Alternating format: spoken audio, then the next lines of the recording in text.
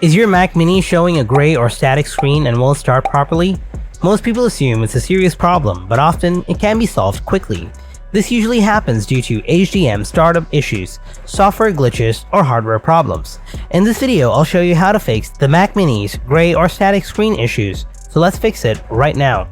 Solution 1. Unplug and plug HDMI cable. First, unplug the HDMI cable from both the Mac Mini and the monitor. Then wait a few seconds, then plug it back in, and make sure to plug it properly. Solution 2. Unplug everything. So, now unplug all the USB devices, external drives, or hubs of the Mac Mini from the power source. Wait 15 to 30 seconds, and then plug them back in. And now try pressing the power button again. Solution 3. Force restart. Press and hold the power button on the back of the Mac Mini. Wait for about 10 seconds until the device shuts off.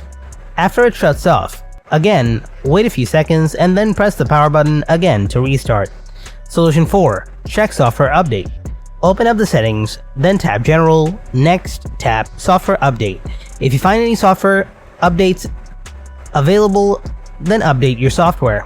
Hope it helps. If you're still facing the same issue, then take your Mac Mini to an Apple store or authorized service center.